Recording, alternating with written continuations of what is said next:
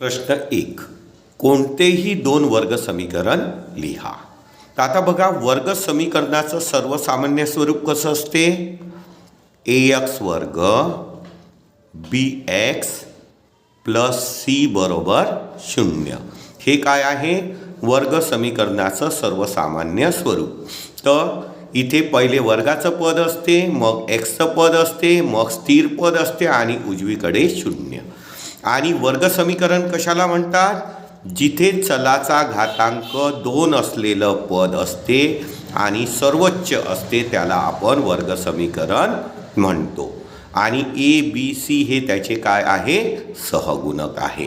तर आपल्याला कोणतेही दोन वर्ग समीकरण लिहायचं आहे. तर आपण चल वापरू एक्स.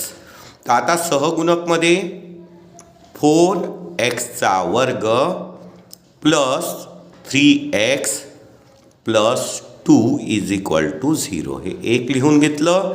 दुसरं 3x square minus 5x minus 7 is equal to 0. तर वर्ग समीकरण कशाला म्हणतात? जिथे चलाचा सर्वोच्च घातांक हा 2 असतो त्याला आपण काय म्हणतो? वर्ग समीकरण. प्रश्न 2. खालील समीकरणांपैकी वर्ग समीकरणे कोणती ते ठरवा. तर आपल्याला वर्ग समीकरण आहे की नाही ते सांगायचं आहे. तर वर्ग समीकरण कशाला म्हणतात? जिथे चलाचा घातांक 2 असलेलं पद असते आणि सर्वोच्च असते. आणि वर्ग समीकरणाचं सर्वसामान्य स्वरूप काय असते? ax वर्ग bx प्लस c बरोबर 0. म्हणजे ax वर्ग प्लस bx प्लस c बरोबर 0. म्हणजे पहिले वर्गाचं पद, मग xचं पद, मग स्थिर पद आणि उजवीकडे 0. तर इथे बघा, वर्ग समीकरण दिलेलं आहे. इथे वर्गाचं पद आहे, सर्वोच्च आहे, एक्सचं पद आहे, स्थिर पद आहे, उजवीकडे 0 आहे. म्हणजे हे वर्ग समीकरण आहे. हे वर्ग समीकरण आहे. आता गणित 2. आता इथे बघा, 2y वर्ग बरोबर 5y मायनस 10. तर इथे पण बघा, वर्गाचं पद आहे म्हणजे वर्ग समीकरण आहे. कारण की वर्गाचं पद आहे आणि सर्वोच्च आहे म्हणजे हे वर्ग समीकरण आहे. पण याची मांडणी व्यवस्थित नाही आहे. तर उजवीकडे गेलेले जे पद आहे ते आपण डावीकडे आणून घेऊ. म्हणजे काय होईल? y वर्ग, उजवीकडलं पद डावीकडे येईल तर त्याचं चिन्ह बदलेल, मायनस 5y होईल, प्लस आहे तर, आणि मायनस 10 उजवीकडून डावीकडे येईल तर त्याचं चिन्ह बदलेल, प्लस 10 बरोबर 0. आणि इथे बघा, चलाचा घातांक 2 असलेलं पद आहे आणि हे सर्वोच्च आहे म्हणजे हे वर्ग समीकरण आहे. हे वर्ग समीकरण आहे. त्याच्यानंतर गणित नंबर 3. आता तिसऱ्या गणितात काय दिलं आहे आपल्याला? y वर्ग प्लस 1/y बरोबर 2. आता इथे बघा, हे काय आहे? वर्ग समीकरणाचं सर्वसामान्य स्वरूप. आणि इथे चल कोणता वापरला आहे? x. आणि हा कशामध्ये आहे? अंशात, छेदामध्ये नाही आहे. इथे y कुठे आला आहे? छेदामध्ये. तर सगळ्यात पहिले आपल्याला इथून या yला काढावं लागेल. तर हा कॅन्सल झाला पाहिजे y. तर त्याच्यासाठी आपल्याला काय करावं लागेल? पूर्ण समीकरणाला yनी गुणावं लागेल. तर समीकरणाच्या दोन्ही बाजूंना एका संख्येने गुणलं तर समीकरण बदलत नाही. तर आपल्याला याला कशाने गुणावं लागेल? yनी. म्हणजे y वर्ग गुणिला y प्लस 1/y गुणिला y बरोबर 2 गुणिला y. आता y वर्ग गुणिला y किती होईल? yचा घन होईल. y काय होईल? कॅन्सल होईल. इथे प्लस 1 येईल बरोबर 2 गुणिला y म्हणजे 2y. आता आपण वर्ग समीकरण कशाला म्हणतो? जिथे चलाचा घातांक 2 असलेलं पद असते आणि सर्वोच्च असते. म्हणजे घातांक 2 पेक्षा मोठं पद नाही पाहिजे. इथे कोणतं आलं आहे? घनचं आलं आहे. म्हणजे हे वर्ग समीकरण आहे का? नाही, हे वर्ग समीकरण नाही. का गणित नंबर 4. तर चौथं बघा काय लिहिलं आहे? x प्लस 1/x बरोबर -2. इथे पण आपल्याला विचारलेलं आहे हे वर्ग समीकरण आहे का? तर वर्ग समीकरणाचं सर्वसामान्य स्वरूप काय आहे? ax वर्ग bx प्लस c बरोबर 0. तर इथे बघा चल जे आहे ते कुठे पाहिजे? अंशामध्ये पाहिजे. तर चल अंशामध्ये पाहिजे तर आपल्याला छेदामध्ये असलेल्या चल इथून काय करावं लागेल? कॅन्सल करावं लागेल. तर हा x कॅन्सल करण्यासाठी पूर्ण समीकरणाला आपल्याला कशाने गुणावं लागेल? x नी. म्हणजे काय होईल? x गुणिला x plus 1/x गुणिला x बरोबर -2 गुणिला x. आता x गुणिला x काय होईल? x वर्ग होईल प्लस x काय होईल? कॅन्सल होऊन इथे 1 येईल आणि इथे -2x.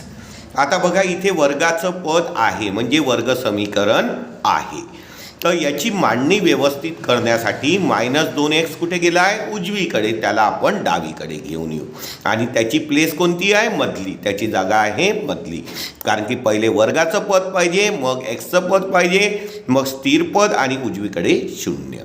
तर आपल्याला काय लिहावं लागेल? x वर्ग. उजवीकडली संख्या डावीकडे येईल तर त्या संख्येचं चिन्ह बदलेल. म्हणजे +2x प्लस 1 बरोबर 0.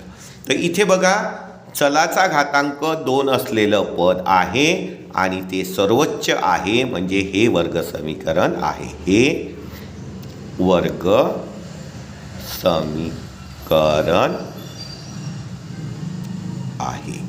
आता गणित नंबर आपल्याला लिहायचा आहे 5. 5 मध्ये काय दिलेलं आहे? m plus 2m minus 5 is equal to 0. m plus 2m minus 5 is equal to 0. आता आपल्याला विचारलेलं आहे की हे वर्ग समीकरण आहे का? तर इथे आपल्याला सोडवावं लागेल. 2 ब्रॅकेटचं म्हणजे 2 कंसांचं मल्टिप्लिकेशन करावं लागेल, गुणाकार करावं लागेल. म्हणजे पहिल्या कंसाने दुसऱ्या कंसाला गुणावं लागेल. म्हणजे पहिल्या कंसाच्या पहिल्या पदाने दुसऱ्या कंसाला गुणा, मग दुसऱ्या पदाने दुसऱ्या कंसाला गुणा. म्हणजे काय होईल? mनी पहिले दुसऱ्या कंसाला गुणा म्हणजे m-5 आणि मग +2नी दुसऱ्या कंसाला गुणा m-5 बरोबर 0. आता आपल्याला गुणाकार करावा लागेल. m गुणिला m काय होईल? mचा वर्ग. -5 गुणिला m काय होईल? 5m प्लस 2नी या कंसाला गुणा. 2 गुणिला m म्हणजे 2m minus plus minus minus 5 दुने 10 बरोबर 0. आता बघा हे यमचे पद आहे म्हणजे याला आपण सजातीय पद म्हणतो. सजातीय पदांची बेरीज वजाबाकी होते. आता यमचे पद आहे, एक प्लसमध्ये आहे एक मायनसमध्ये आहे म्हणजे चिन्ह बदललेले आहे. चिन्ह बदललेले असेल तर वजाबाकी होईल आणि वजाबाकीला मोठ्या संख्येचं चिन्ह म्हणजे काय होईल? यमचा वर्ग प्लस मायनस म्हणजे वजाबाकी म्हणजे 5m मधनं 2m गेले तर 3m आणि मोठ्या संख्येचं चिन्ह म्हणजे -3m -10 बरोबर 0. इथे बघा चलाचा घातांक 2 असलेलं पद आहे आणि सर्वोच्च आहे म्हणजे हे वर्ग समीकरण आहे. हे वर्ग समीकरण आहे. आणि आता गणित नंबर 6. गणित नंबर 6 आपल्याला काय दिला आहे? mचा घन अधिक 3m वर्ग -2 यमचा घन अधिक 3m वर्ग अधिक यम वर्ग मायनस 2 बरोबर 3m घन. 3m घन. आता हे वर्ग समीकरण आहे की नाही हे आपल्याला सांगायचं आहे. तर वर्ग समीकरणामध्ये यम वर्गाचं पद पाहिजे आणि ते कसं पाहिजे, सर्वोच्च पाहिजे. तर घनचं पद चालेल का, नाही. तर पहिले आपण घनचे सजातीय पद आहे याला जवळ घेऊन घेऊ. म्हणजे काय होईल, यमचा घन, उजवीकडली संख्या डावीकडे येईल तर त्याचं चिन्ह बदलेल. म्हणजे प्लस आहे तर काय होईल, मायनस 3m² प्लस 3m वर्ग मायनस 2 बरोबर 0. आता हे काय आहे, हे 3m घन आहे हा. आता 3m यम घन काय झाले, सजातीय पद. आणि सजातीय पदांची आपल्याला काय करावं लागेल, वजाबाकी. आणि वजाबाकीला मोठ्या संख्येचं चिन्ह. तर 3m घनमधनं 1m घन वजा केला तर किती राहील, 2m घन. पण वजाबाकीला मोठ्या संख्येचं चिन्ह प्लस 3m वर्ग मायनस 2 बरोबर 0. आता इथे बघा, चलाचा घातांक 2 असलेलं पद आणि सर्वोच्च असेल तर त्याला आपण वर्ग समीकरण म्हणतो. पण इथे कोणतं पद आलं आहे, घनचं आलेलं आहे. म्हणजे हे वर्ग समीकरण होईल का, नाही. म्हणजे हे वर्ग समीकरण नाही. प्रश्न 3. खालील समीकरणे ax वर्ग प्लस bx प्लस c बरोबर 0 या स्वरूपात लिहा. प्रत्येकातील ABCच्या किमती ठरवा. तर आपल्याला पहिलं गणित दिलेलं आहे 2y बरोबर 10y मायनस y वर्ग. आता याला आपल्याला ax वर्ग bx प्लस c बरोबर 0च्या स्वरूपात लिहायचं आहे. म्हणजे पहिले वर्गाचं पद पाहिजे, मग xचं पद, मग स्थिर पद आणि उजवीकडे 0. तर आपल्याला पहिले कशाचं पाहिजे, वर्गाचं पद. तर y वर्गला आपल्याला उजवीकडून डावीकडे आणावं लागेल तर त्या पदाचं चिन्ह बदलेल. मायनस y वर्ग आहे तर डाव्या बाजूला येऊन त्याचं चिन्ह बदलेल. म्हणजे काय होईल, y वर्ग प्लस 2y आणि 10 उजवीकडे आहे. 10ला आपल्याला डावीकडे आणावं लागेल आणि उजवीकडलं पद डावीकडे येईल तर त्याचं चिन्ह बदलेल. म्हणजे मायनस 10 बरोबर 0. मग इथे बघा, पहिले वर्गाचं पद आहे, मग yचं पद आहे, मग स्थिर पद आहे आणि उजवीकडे 0. म्हणजे ax वर्ग bx प्लस c बरोबर 0 या स्वरूपात मांडणी झालेली आहे. आता ABCच्या किमती लिहायच्या आहे. तर ए वर्गच्या समोर जी किंमत आहे ती एची आहे. म्हणजे ए बरोबर किती होईल, 1. बीची किंमत किती होऊन जाईल, 2 होऊन जाईल. आणि सीची किंमत होऊन जाईल मायनस 10. त्याच्यानंतर आता आपल्याला सोडवायचं आहे सेकंड गणित.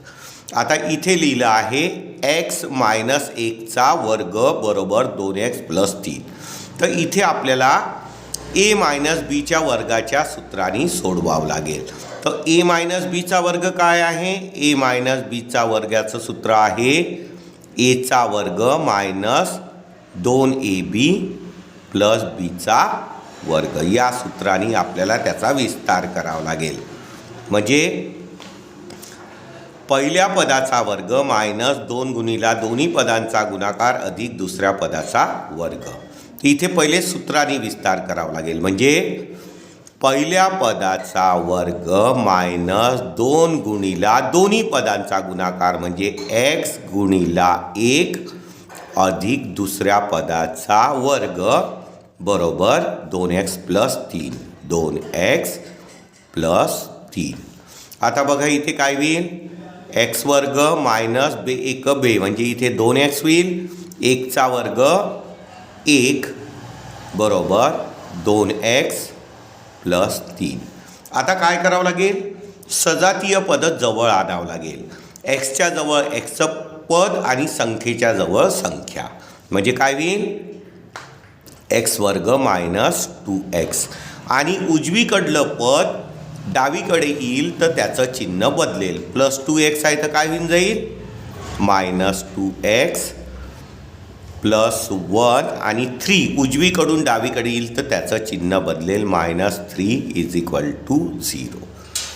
आणि आता काय होईल पहिले लिहावं लागेल आपल्याला एक्स वर्ग मायनस 2x हे सजातीय पद आहे आणि सजातीय पदांची बेरीज आणि वजाबाकी होते.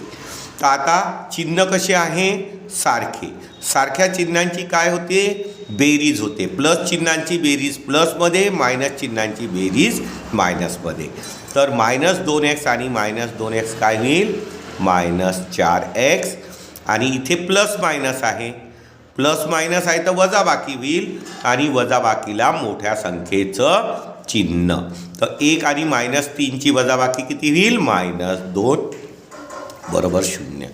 आता ax वर्ग bx प्लस c बरोबर 0 या स्वरूपात मांडणी झाली. पहिले वर्गाचं पद मग एक्सचं पद मग स्थिर पद उजवीकडे 0.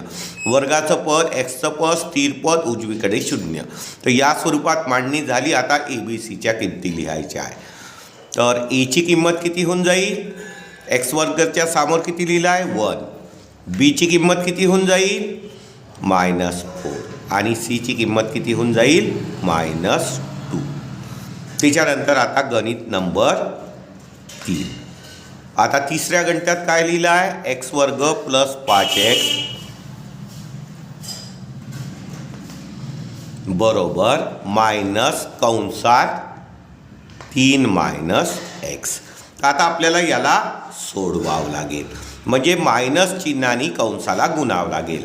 मायनस चिन्हाने कंसाला गुणलं तर आतमधले चिन्ह बदलेल म्हणजे काय होईल एक्स वर्ग प्लस 5x मायनसने गुणलं तर काय होईल मायनस 3 आणि इथे मायनस मायनस प्लस x.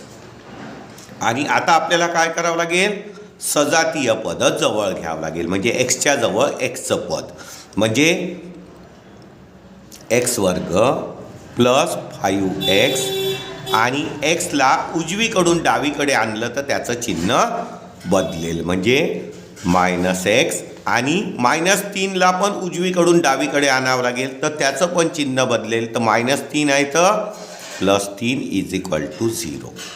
आता एक्सचे काय आहे सजातीय पद आणि सजातीय पदांची बेरीज आणि वजाबाकी होते म्हणजे काय लिहावं लागेल एक्स वर्ग प्लस 5x मधनं 1x गेलं तर किती राहील 4x प्लस 3 बरोबर 0. तर पहिले वर्गाचं पद आहे मग एक्सचं पद आहे मग स्थिर पद आहे उजवीकडे 0 आहे म्हणजे ax वर्ग bx प्लस c बरोबर 0 या स्वरूपात याची मांडणी झालेली आहे. आता ABCच्या किमती लिहावं लागेल. तर ची किंमत होऊन जाईल 1 बीची किंमत होऊन जाईल 4 आणि सीची किंमत होऊन जाईल 3. आता गणित नंबर 4.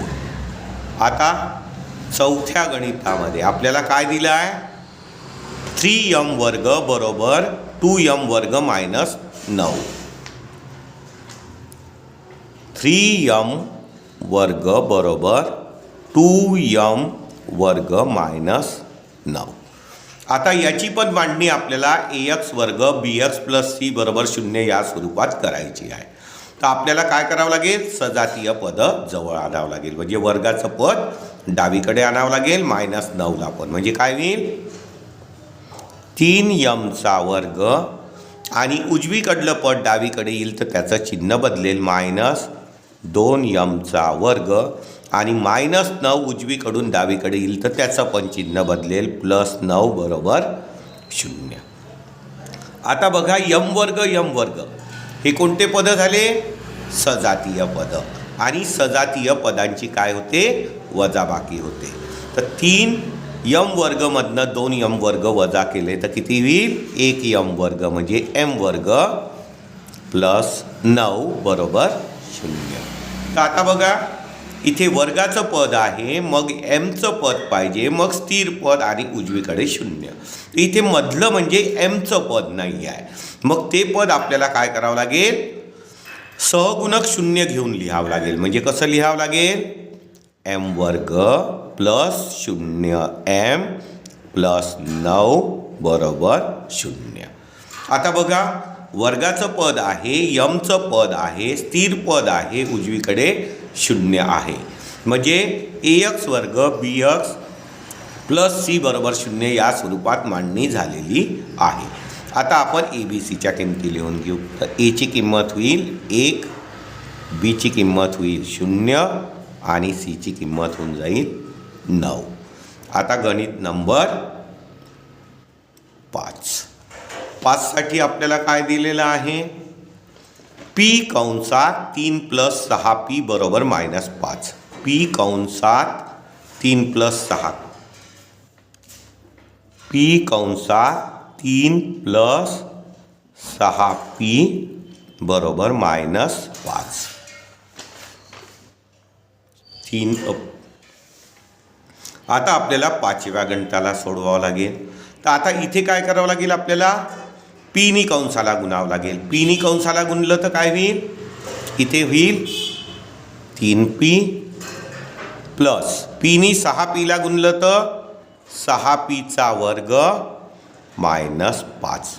आता याची मांडणी व्यवस्थित करावं लागेल. म्हणजे पहिले वर्गाचं पद, मग पीचं पद, मग स्थिर पद आणि उजवीकडे 0.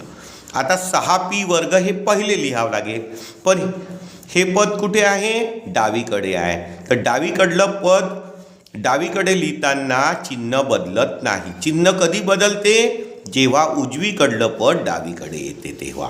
तर पहिले आपल्याला लिहावं लागेल 6pचा वर्ग, मग लिहावं लागेल आपल्याला 3p आणि 5p उजवीकडून डावीकडे येईल तर त्याचं चिन्ह बदलेल. म्हणजे +5 बरोबर 0. आता बघा, ax वर्ग bx प्लस c = 0 या स्वरूपात आलेलं आहे. पहिले वर्गाचं पद, मग pचं पद, मग स्थिर पद आणि उजवीकडे 0. म्हणजे a ची किंमत किती होऊन जाईल? 6. b ची किंमत किती होऊन जाईल? 3 आणि c ची किंमत किती होऊन जाईल? 5. आणि हेच आपल्याला काढायचं होतं. आता 6वा प्रश्न. आता 6व्या प्रश्नामध्ये काय दिलं आहे? x वर्ग -9 बरोबर 13. x वर्ग -9 बरोबर 13. आता आपल्याला याला सोडवायचं आहे. आता याला सोडवताना काय करावं लागेल?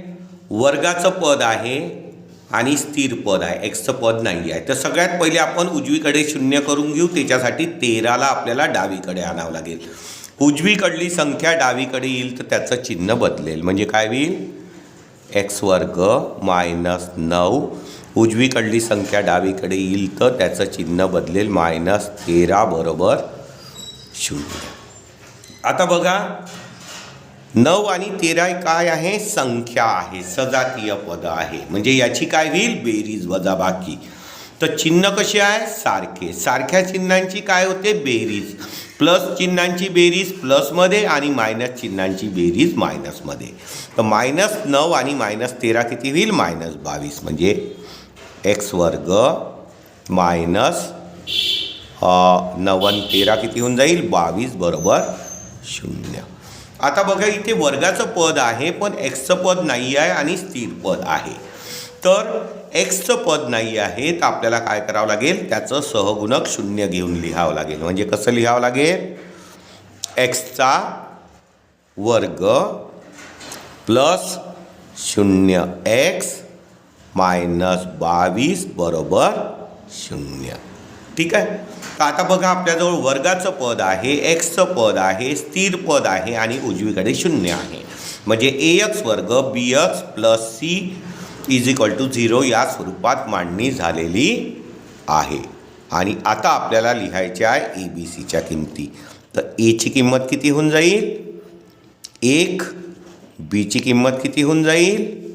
0 आणि c ची किंमत होऊन जाईल -22. आणि हेच आपल्याला काय करायचं होतं? सोडव.